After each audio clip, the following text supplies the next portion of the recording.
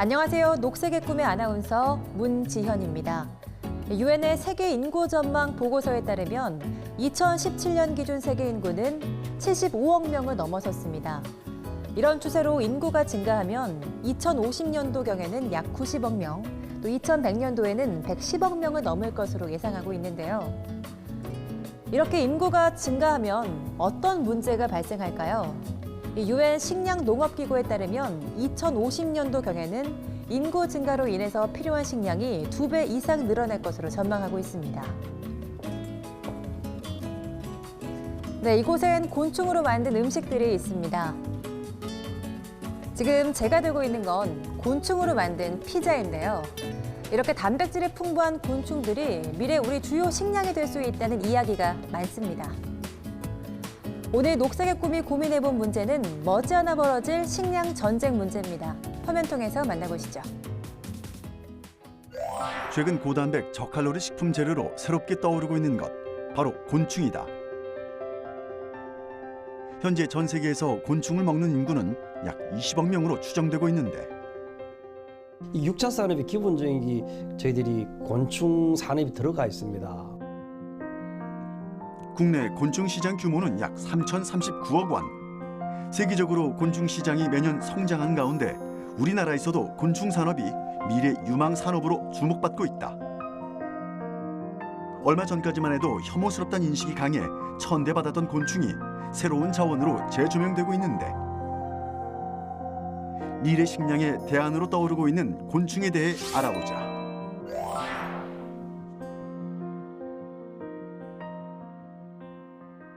곤충을 식품이나 사료, 화장품 원료 등으로 사용하는 곤충 산업이 농촌의 새로운 소득원으로 부상하고 있습니다. 정부가 곤충 자원의 다양한 수요처 개발을 통해 지난해 3천억 원이었던 곤충 산업의 규모를 오는 2020년에 5천억 원으로 확대하기로 했습니다. 농림축산식품부의 통계에 따르면 국내 곤충 산업의 시장 규모는 지난 2011년에 1,680억 원이었던 것이 2015년엔 3,039억 원으로 늘었고 2020년엔 5,363억 원 규모로 급성장할 것으로 예상된다. 최근 늘어나고 있는 곤충 농가 중 한 곳을 찾아 나섰다.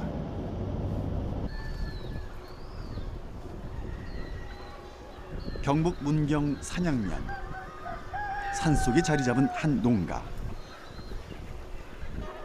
그런데 농가에서 가장 먼저 볼 수 있었던 건 곤충이 아니라 바로 닭들이었는데 혹시 잘못 찾아온 건 아닐까 의심이 들었다. 바로 그때 닭의 모이를 챙기기 위해 나온 농장 주인을 만날 수 있었다. 한눈에 보기에도 꽤 많은 수의 닭들. 다른 농가와 달리 닭들은 산 여기저기를 자유로이 오가며 주인이 주는 먹이를 받아먹었는데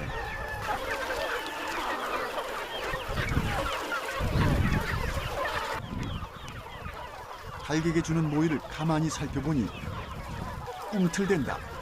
살아있는 모이인 것이다. 지금 이게 일반 닭모이 같지가 않은데 예. 얘는 어떤 사료인가요? 얘는 동해등의 유충이에요. 동해등해라는 게 어떤 건가요? 동해등해는 파리과에 속하는 곤충입니다. 근데 그렇게 살아있는 걸 아이들이 먹나요? 살아있는 걸 원래 더 좋아하죠. 말린 것보다는 영양도 더 충분하고요. 이게 바로 닭들이 가장 좋아하는 먹이라고 하는데 동해등해라는 곤충의 애벌레다. 파리목 동해등해과에 속하는 동해등해는 더러운 환경에서도 살 수 있는 강한 항생 물질을 갖고 있으며 한 번에 약 1,000개의 알을 낳을 수 있어 번식력도 좋은 곤충이다. 지금 여기 닭이 몇 마리인데 어느 정도 양을 먹나요? 하루에 저희가 총 6,000마리 애들한테 하루에 이렇게 살아있는 생충으로 한 40kg 정도 뿌려주고 있어요.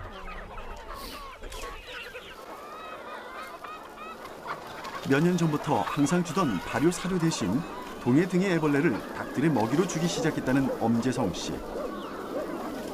동해등해를 먹게 된 닭들은 예전에 비해 각종 질병에서 훨씬 자유로워졌다고 한다.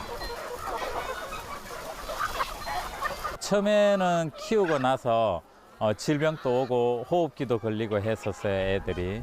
근데 그 얘네를 먹고 난 뒤부터는 뭐 집단 폐사하거나 호흡기 병이 오거나 하는 게 거의 드뭅니다. 이 농가 닭들의 건강의 비밀은 바로 살아있는 동해등이를 먹이로 쓴다는 것. 엄지성 씨는 닭 사육을 위해 직접 동해등이를 키우고 있다. 일반 사료에는 대체적으로 GMO 성분이 많이 들어간 옥수수나 콩이 대부분인데 저는 이제 그것을 애들한테 먹이기가 싫어서 이렇게 동해등해를 직접 생산을 해서 애들한테 주면 천연 항생제 물질이 많이 나오기도 하고 또한 단백질원이 곡물에 들어있는 단백질원보다는 아주 우수한 성분들이 많아서 그래서 이렇게 직접 생산해서 애들한테 주고 있습니다.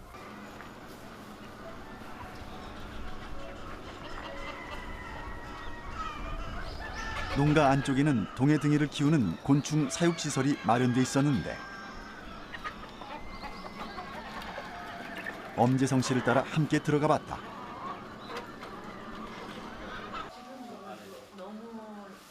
약 330제곱미터, 100여 평 규모의 이 사육실에서는 약 600만 마리의 동해등해가 사육되고 있다. 바로 여기 꿈틀거리고 있는 것들이 동해등해의 애벌레. 그렇다면 이 동해등해는 뭘 먹고 사는 걸까? 얘네들은 좀 특이하게도 음식물 찌꺼기를 먹고 사는 애들이죠. 아, 우리가 그냥 사람들이 먹고 버리는 음식물 쓰레기를 얘네들이 먹는 건가요? 네, 맞습니다. 네.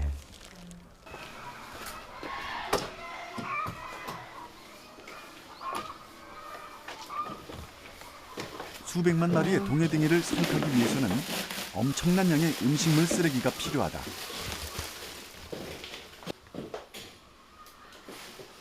이를 위해 농장에서는 이 지역의 학교 급식소와 연계해 매일 음식물 쓰레기를 수급받고 있다.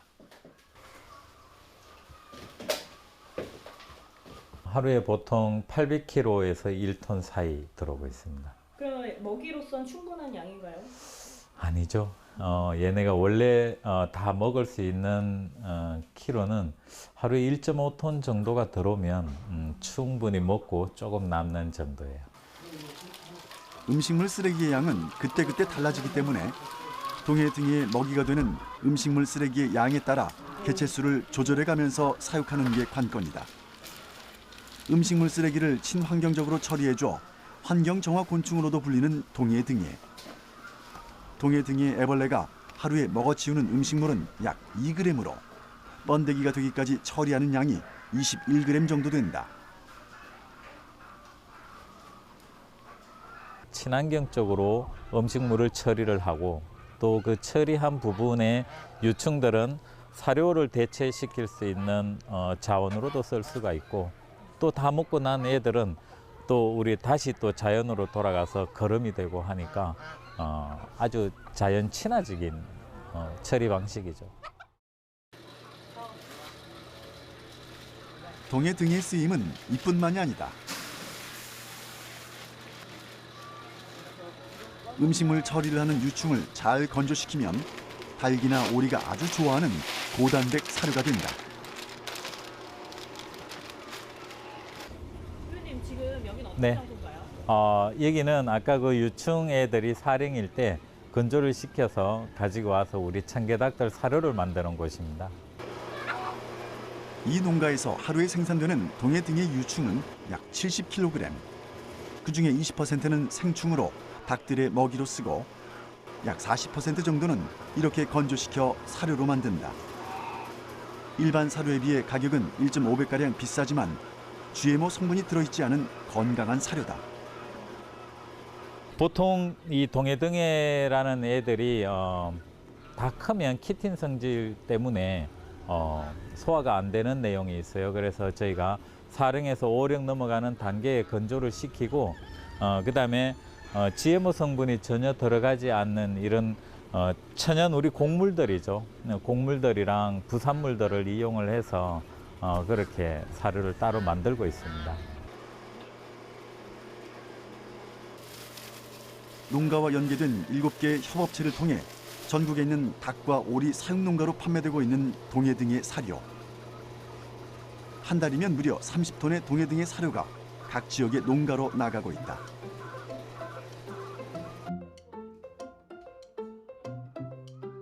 동해등에는 시기별로 그 활용도가 조금씩 달라진다.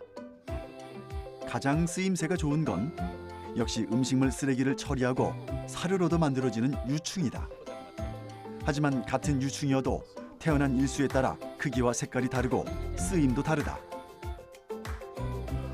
색깔이 조금씩 다른데 왜 그런 거예요? 여기 있는 애들은 이제 클 만큼 다 컸고 오령 이제 시기가 좀 지나서 성충이 되려고 준비 중인 애들입니다. 여기에서는.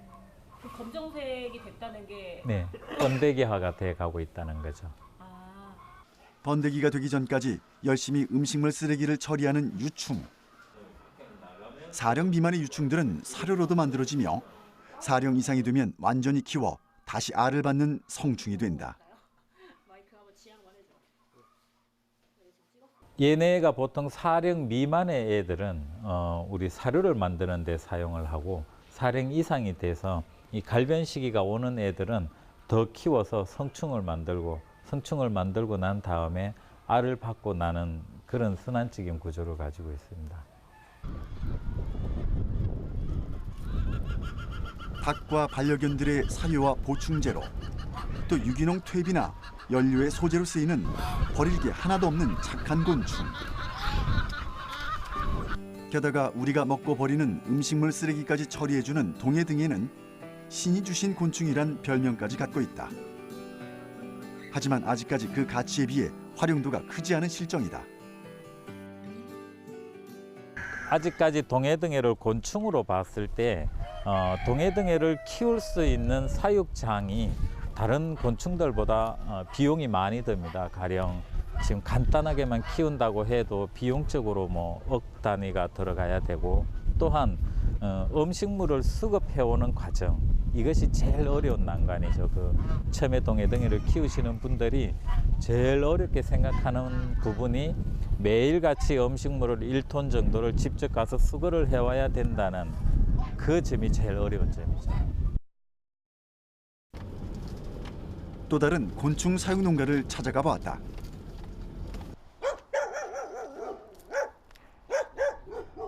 이번엔 식용 곤충을 전문으로 사육하는 농가다. 대표님. 예, 안녕하세요. 예, 안녕하세요. 예. 안녕하세요. 네. 이곳에선 어떤 곤충을 만날 수 있을까? 여기 보시면은 이 흰 점박이 꽃무지의 성충, 그 풍뎅이가 있어요. 식용 곤충의 대표 품종으로 흰 점박이 꽃무지라는 예쁜 이름을 가진 곤충. 꽃무지과에 속하는 대형 풍뎅이로 유충인 군뱅이를 식용으로 많이 쓴다. 이 보시면 특징이 이 등 껍질에 흰 색깔 점무늬가 있어요. 그래서 이름이 흰 점박이 꽃무지 이렇습니다.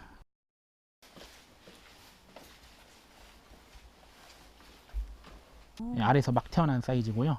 이건 아직 알이에요. 하얀 거는. 이게 알. 이게 막 태어난 1형 사이즈의 군뱅이고요. 여긴 아직 이게 다 큰 겁니다. 이렇게. 이게 군뱅이 알입니다. 군뱅이 알. 부화한 뒤 제1회 탈피까지의 기간을 1년이라고 하는데 지금 보는 게 1년 군뱅이다.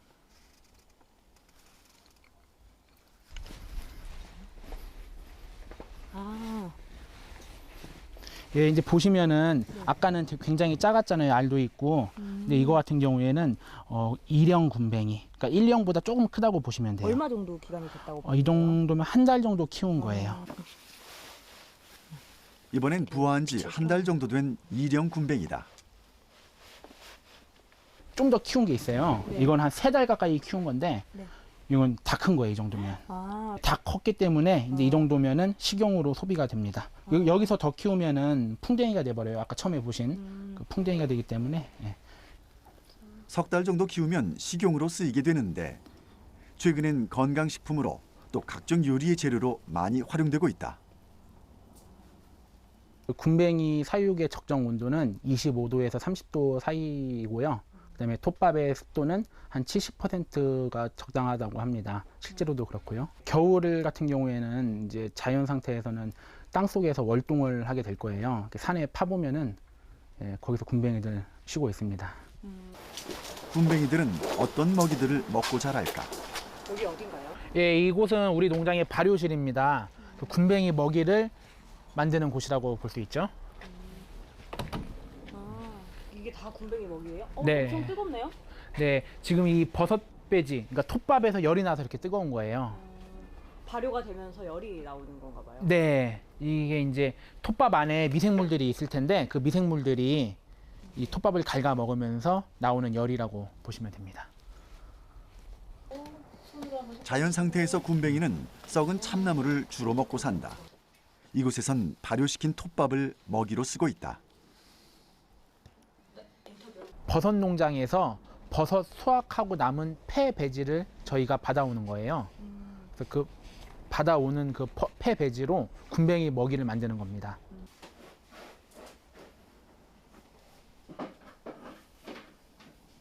사육실에는 약 1,500개의 상자가 있는데 이곳이 바로 군뱅이들의 집이다.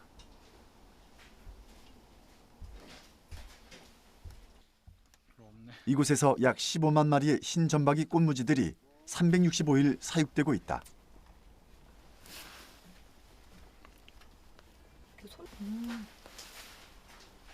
사육실 한켠에는 흰점박이 꽃무지들이 산란을 하는 장소가 따로 마련돼 있는데 보통 열흘 간격으로 알을 받고 있다. 여기 이렇게 하얀 게 이게 알이거든요. 이렇게 이게 알입니다. 여기가 이게 이제 일년 군뱅이도 같이 섞여 있고요.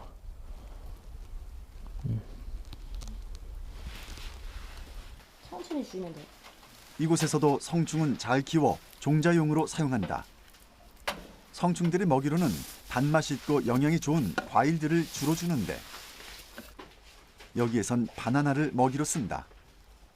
성충들은 하루에 약 100여 개의 알을 낳으며 열흘 생산량으로 치면 약 50kg 정도다. 이곳은 지금 그 군뱅이 상품 제작을 그렇다면 군뱅이들은 어떤 과정을 거쳐서 식용으로 쓰이게 될까? 예, 이 작업은 그 군뱅이 건조 군뱅이 제작을 위해서 약 3일 동안 그 군뱅이 몸속에 있는 톱밥이라든지 배설물을 배설시키는 절식 과정입니다. 굶겨서 군뱅이 배설물을 빼게 군뱅이 됩니다. 체내에 있는 톱밥이나 배설물을 빼내기 위해 가장 먼저 절식 과정을 거친다.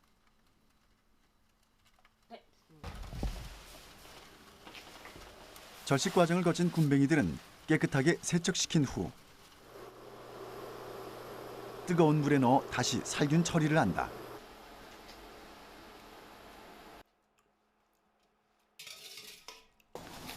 마지막으로 55도씨의 건조기 안에서 12시간 정도 건조시키면 완성. 지금 종류가 엄청 많네요. 네, 이게 아까 그 군뱅이 그 건조기에 돌리고 나온 직후의 모습이에요. 살아있는 군뱅이 1kg을 말리면 약 200g의 건조 군뱅이가 나온다. 드셔보세요.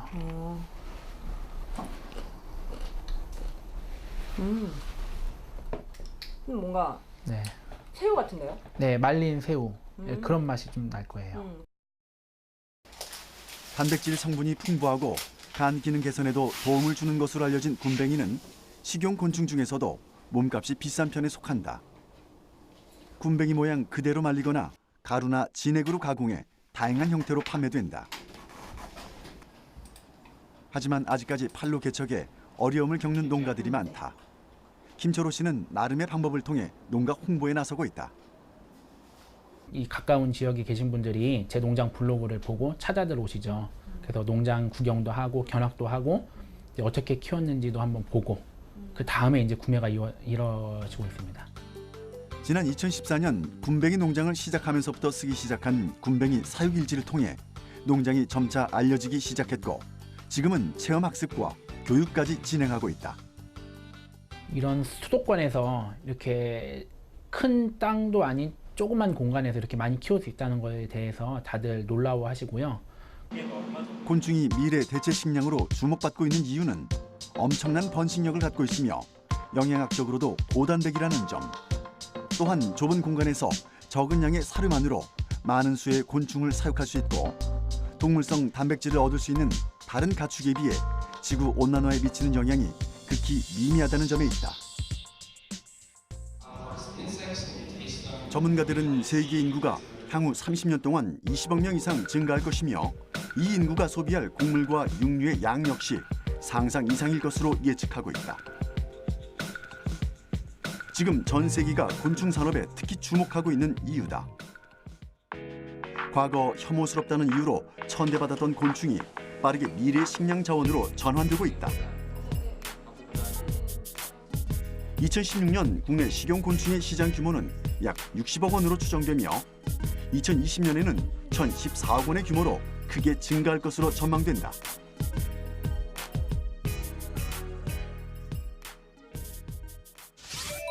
네, 지금까지 식량 위기 대안으로 손꼽히고 있는 곤충 산업에 대해 알아봤습니다. 이 곤충이 대체 식량으로 손꼽히고 있는 이유가 있는데요. 곤충 자체가 단백질원이고 또 공간적인 제약이 크지 않다는 점, 그리고 다른 것들에 비해서 환경 오염에 미치는 영향이 적다는 게 이유인데요. 미래에는 지구 온난화와 같이 예측할 수 없는 일들이 많이 일어나서 이 농사를 짓는 여건이 크게 악화될 것이라는 전망이 나오고 있는데요. 그래서 새로운 기술을 농업에 접목하려는 노력들이 계속 이어지고 있습니다. 그래서 곤충 산업과 더불어서 이 환경의 제약을 받지 않는 식물 공장이 또 다른 대안으로 떠오르고 있습니다. 식물 공장이란 무엇인지 화면 통해서 만나보시죠.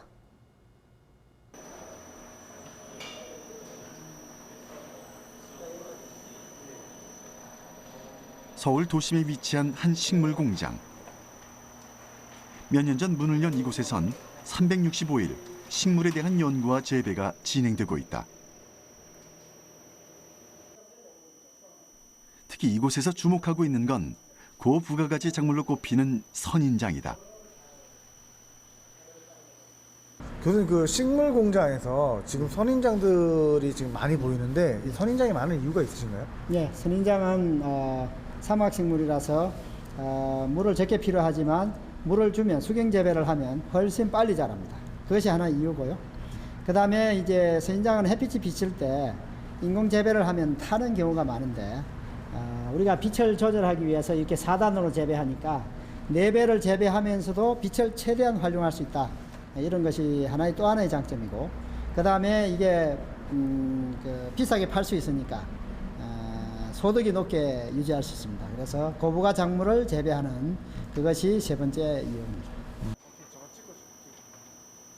들이는 노동력에 비해 비교적 고가에 판매되고 자동화 시스템으로 인해 대량 생산까지 가능해 아직까지 좋은 수익률을 내고 있다. 이것을 대량 생산해요. 예. 우리 용가 같은데 뭐 이거 1m씩 2m씩 자라는 거예요. 예. 끊습니다. 요 새끼들이 이 자구를 하나씩 땁니다. 그래가지고 이제 요것을 여기다가다가 딱 얹어 놓죠. 예. 한 3개월 남짓되면 이렇게 큽니다. 그럼 지금 이 노란색 전목생장 이 식물은 부가가치가 높은가요? 이것은 이제 보십시오. 배지가 아무것도 필요 없어요. 흙도 필요 없어요. 그 다음에 이거 식물만 키우면 되죠. 그 다음에 이거는 자고 따서 하면 되죠. 다시 말하면 원가나 재료비가 거의 없죠. 근데 요걸 1년에 3번에서 4번을 돌려버리니까. 그래서 요 부가가치가 생각보다 높습니다. 가변 운전이라고 돼요. 그림용으로. 태양광 대신에 LED 인공 조명이 24시간 빛을 발산하며 작물을 키워내는 이곳. 식물 공장은 빛, 온도, 습도, 이산화탄소 농도 등 작물 재배에 알맞은 조건을 자동화 시스템을 통해 유지시킨다. 딱 저기 맞게 되면 양액이 쫙 들어가는 거예요. 네, 들어가죠. 이렇게 내려가는 게 예, 보이죠? 조금 있으면 물이 나옵니다. 버튼 하나로 작물 전체에 영양분을 공급할 수 있으니 일일이 수작업으로 해야 하는 일반 농법에 비해 노동력이 훨씬 적게 든다.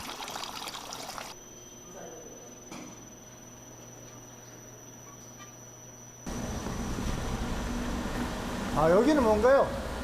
이것이 이제 식물이 먹고 사는 영양분을 공급하는 곳입니다. 인삼 같은 비료를 식물이 꽃을 피우기 위해서 꼭 필요한데 DNA도 만들고 그 인삼 비료를 많이 줬더니 빗물에 녹아가지고 하천으로 흘러가잖아요. 나중에 적조 현상을 일으키고 환경 문제를 일으킨단 말이에요. 여기에는 버리는 게 거의 없고 저기 가서 식물이 자라고 난 다음에 양액이 다시 돌아와가지고 여기에 부족한 양액만 다시 보충합니다. 그러니까 계속 순환하니까 버리는 게 하나도 없어요. 이런 시스템은 비료나 농약 사용 등 기존의 농업 재배가 환경에 미치는 안 좋은 영향도 줄일 수 있다는 게 또 하나의 장점으로 꼽힌다.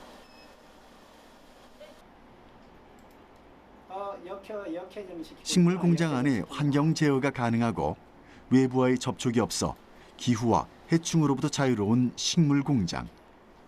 이미 일본, 네덜란드 등 해외 선진국에서는 활발히 진행되어 규모를 늘려가는 추세다.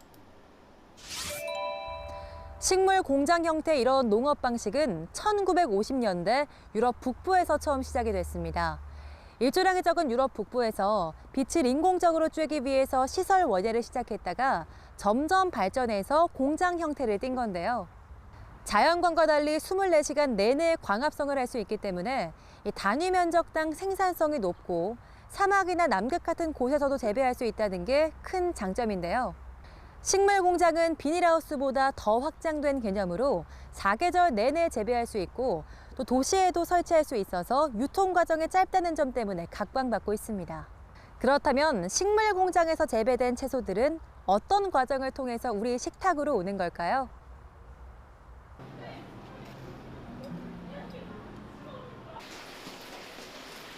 국내에서도 식물 공장의 채소는 이미 여러 곳에서 사용되고 있다. 농약을 사용하지 않고도 해충 피해가 별로 없는 식물 공장의 채소는 친환경, 유기농 채소가 각광받는 요즘 시대의 흐름과 소비자들의 니즈가 부합해 많은 이들이 선호하고 있다.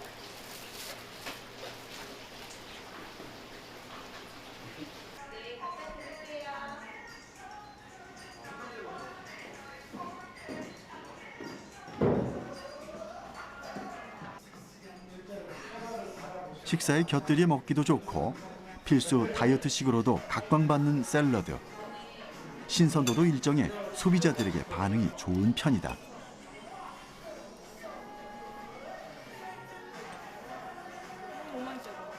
이렇게 그 물건 바뀌고 나서 가장 큰 장점은 뭐가 있었나요? 예전에는 그때그때 이제 좋을 때도 있고 안 좋을 때도 있고 이랬는데 지금 현재는 항상 동일한 제품이 꾸준히 제공되고 있어서 그게 참 좋은 것 같아요. 늘 같은 메뉴를 제공해야 하는 식당의 경우 계절에 상관없이 동일한 가격으로 구매를 할 수 있어 좀 더 안정적인 운영이 가능해졌다.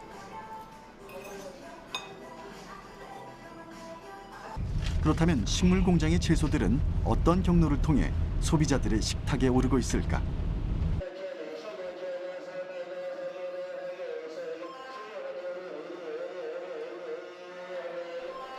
바로 이곳에서 그 유통 과정을 확인할 수 있었다.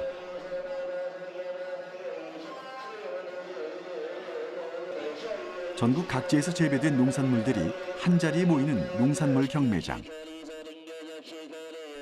좋은 물건을 좀 더 싸게 구입하려는 도 소매업인들 사이에 눈치 작전이 펼쳐지고 치열한 경쟁 끝에 가격이 결정된다.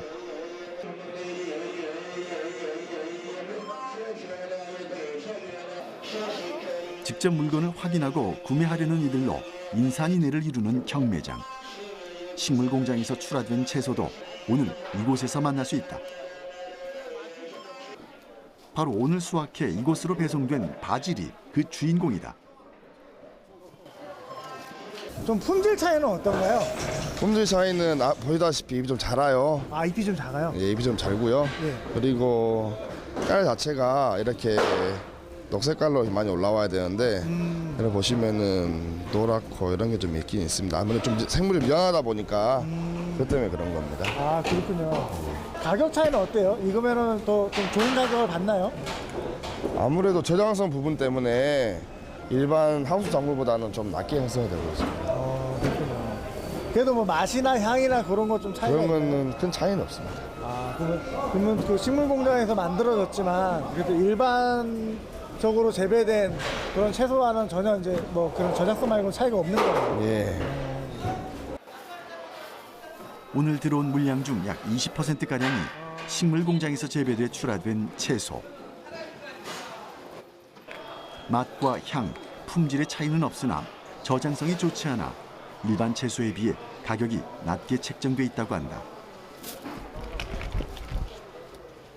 어디에 많이 나가나요? 향신료로 좀 판매가 되다 보니까 식당이라든지 뭐 샐러드, 호텔이라든지 이렇게 고급 레스토랑 이런 데로 주로 납품이 되고 있습니다. 이곳을 거쳐 다시 마트로 또 식당으로 우리의 식탁에 오르게 될 채소들. 그렇다면 이 채소들은 어떤 과정을 통해 재배되는 것일까?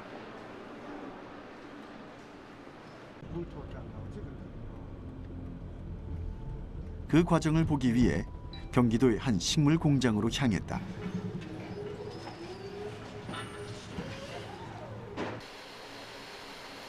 식물 공장이란 이름에 걸맞게 대형 시설 안에서 초록색 채소들이 한창 재배되고 있었다.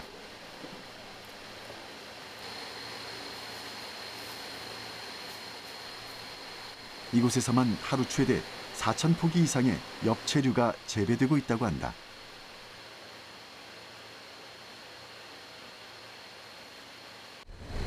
지금 여기에 심어져 있는 것들이 어떤 것들이 심어져 있나요? 여기 심어져 있는 채소들은 주로 이제 샐러드용 엽채류, 멀티그린 1, 멀티그린 3, 멀티레드, 버테드 레터스가 있고요. 일반적으로 우리가 알고 있는 농사 방식과는 조금 다른 식물 공장의 재배 방식. 햇빛 대신 LED 조명을 사용하고 온도와 습도 등 식물에게 최적화된 환경 유지가 가능하다. 일반 농사법과 가장 큰 차이는 토양 재배가 아닌 수경 재배가 주를 이룬다는 것이다. 여기 보니까 흙이 없고 물이네요. 이게 무슨 차이인가요? 수경 재배 방식이고요. 여기 보시면은 그 뿌리가 물 양의 흐름에 맞춰가지고 재배를 좀 하고 있고요. 이거를 정기적으로 물 클리닝을 좀 하고 있습니다. 채소 재배에 큰 영향을 미치는 빛 조건을 제어해 에너지를 절약하면서도 식물의 빠른 생육을 돕는 신농사법. 식물 공장에서 주로 하고 있는 수경 재배 방식은 땅이 없어도 농사가 가능하고 1년 내내 엽채류의 생산이 가능하다. 흙을 이용해서 토양에서 키우면 연작 피해가 있을 수가 있습니다. 하우스나 노집에 다 똑같고요. 그래서 1년 내내 똑같은 작물을 키울 수가 없기 때문에 저희 수경 재배 방식은 연작 피해가 없이 1년 내내 똑같은 작물을 정기적으로 수확을 할 수가 있습니다.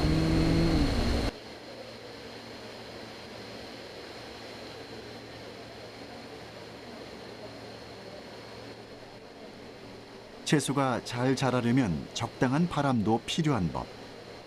이를 위해 공장 안에 바람이 통할 수 있는 장치를 마련해 두었다.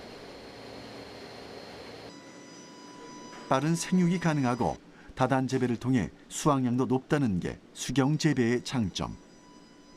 하우스보다 최소 12배에서 18배까지 단위 면적당 생산성이 높다. 또 계절이나 기상 상황에 따라 달라지는 수급 불균형의 문제도 상당 부분 해소가 가능하다. 이런 이유로 식물 공장은 급변하는 기후 환경에 적합한 미래 세대의 농업이 될 것이란 예측들이 많이 나오고 있는 상황이다. 그렇다면 식물 공장의 채소들은 어떤 과정을 통해 재배되고 있을까? 지금 이거는 모종인가요? 예, 모종입니다. 이 모종은 육묘 과정을 거쳐서 지금 이렇게 모종 상태로 키운 작물인데, 이거를 이제 정식 재배 가기 전에 요 단계는 이제 이식 과정입니다. 이식해서 어느 정도 좀 더 키운 다음에 장식 과정으로 넘어가게 됩니다. 그래서 여기다가 심은 다음에 이제 여기 위에 올리신다는 거죠? 예. 지금 올라가 있는 것들이 보이네요. 네네네. 예. 오늘 작업하고 있는 거죠. 오늘 작업하시는 거고. 식물 공장의 재배 과정은 크게 파종, 육묘, 이식, 정식, 수확으로 나눠서 진행된다. 먼저 파종한 씨앗을 약 2주가량 키워 발화시킨 뒤 이식 과정을 거치고 또 약 12일 정도의 정식 과정을 거치면 수확할 수 있다.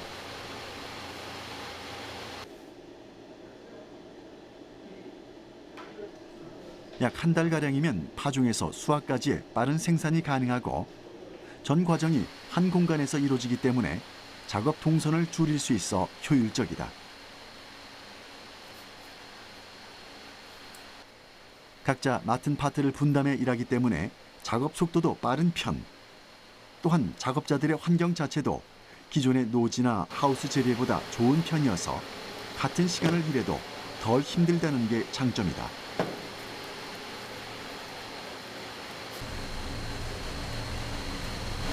하우스나 노지에서 일하시는 거랑 여기서 일하시는 건 차이가 있나요? 일단 허리 안 숙여도 되고요. 일단 작업 여건 자체가 바로 옆에 있고 바로 꺼내서 수확을 하고 작업을 하기 때문에 크게 뭐 어렵거나 힘든 건 없어요. 그러면 그 일하시는 속도 차이 뭐 그런 것도 있어요? 속도 차이는 아무래도 하우스보다는 수경 재배 시설인 식물 공장이 좀 더 빠르긴 합니다. 어느 정도? 시간 대비로 한 40분에서 50분 정도 속도 차이는 좀 난다고 볼 수 있습니다. 이렇게 많은 장점에도 불구하고 아직까지 대다수의 농민들은 기존의 방식을 고수하고 있다. 일반 농민들에겐 초기에 드는 설비비가 부담스러운 게 현실. 이는 식물 공장에 어쩔 수 없는 한계로 보인다. 기존 노지나 하우스 재배의 단점을 상당 부분 극복이 가능했기 때문에 좀 상당히 부담이 됐지만 투자를 결정을 하게 됐습니다. 투자 비용은 평당 약 1,000만 원이 소요가 됐고요. 200평 규모에 지금 20억이 투자가 됐습니다.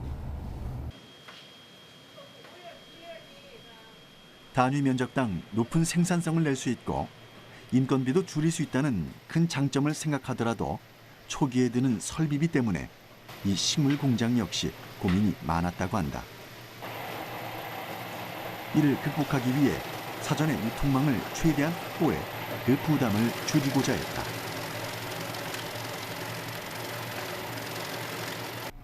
식물 공장이 초기 설비 투자가 상당히 많이 드는 시스템인데 저희는 이미 기존 유통망이 다 준비가 되어 있었고 그 유통망을 활용을 해서 유통을 하기 때문에 마진을 확보할 수 있었습니다. 지금까지 미래 식량 위기 대안으로 손꼽히고 있는 식물 공장의 장점과 단점 알아봤습니다. 식물 공장은 단위 면적당 생산성이 높고 인건비가 적은 게 장점인데요. 반면에 이렇게 밀폐된 공간에서는 엽채류 재배는 가능하지만 과수와 곡물 재배는 아직까지 어렵다고 합니다. 그리고 초기 설치 비용이 굉장히 높아서 경제성이 낮다는 의견이 많은데요. 24시간 내내 인공광을 찔 때 필요한 에너지 비용에 비해서 이 농작물 가격이 낮아 사업성이 낮다는 게 또 의견인데요. 하지만 아직까지는 발전하는 단계입니다. 에너지와 또 경제성까지 고려한 지속적인 연구를 통해서 이런 단점도 극복했으면 좋겠습니다. 오늘 제가 준비한 이야기는 여기까지입니다. 다음 시간에 돌아오겠습니다.